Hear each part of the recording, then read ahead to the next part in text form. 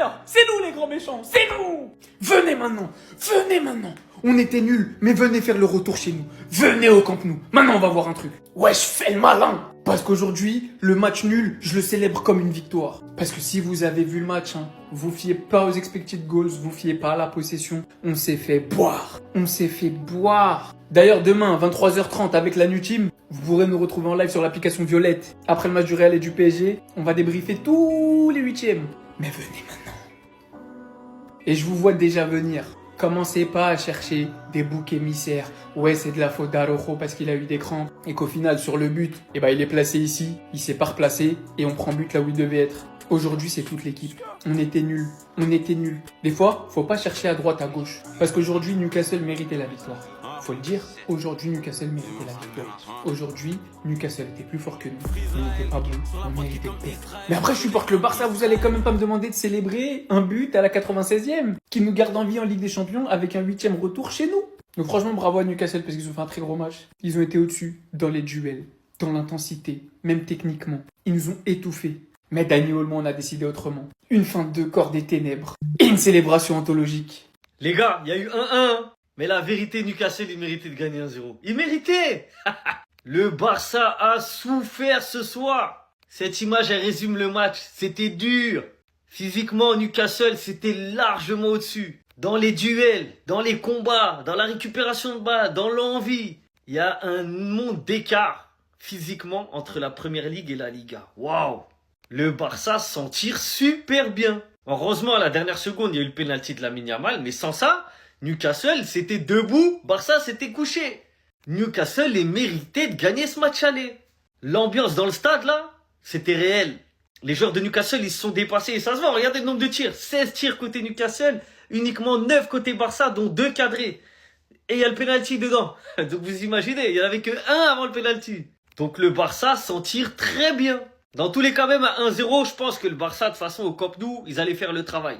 Mais 1-1, c'est plus facile, c'est plus facile. Et on va pas se mentir, Lamine Yamal, on l'a pas vu. Pedri, on l'a pas vu. Rafinha, on l'a pas vu. Les cadres là, ils étaient pas là. Il y avait personne qui était là de toute façon, c'est simple. C'est un match à oublier pour le Barça. Ils doivent préparer le match retour. Mais le match de ce soir, faut mettre une croix dessus. C'était pas beau. Pardon. Je suis obligé en fait. Lamine Yamal qui à la dernière minute s'adresse au St James Park en leur disant de siffler plus fort et qu'ils ne les entendaient pas. Ce but-là, c'était tellement pas ce qu'il fallait lui offrir. Décidément, le Barça ne va pas me laisser tranquille. Je me réjouissais d'un but de Newcastle très tard dans le match. Sur un débordement, il va réussir à trouver Barnes qui va venir marquer à la fin du match. Alors qu'à ce moment précis, Rafinha est en train de défendre. Vu que malheureusement pour le Barça, Araujo à ce moment précis, il était en train de se faire soigner. Mais il ne pouvait pas rester comme ça. Ayant quand même eu aujourd'hui des petites difficultés et demandé à Lewis, on lui donne quand même un penalty à la fin du match. Il vient marquer et égaliser.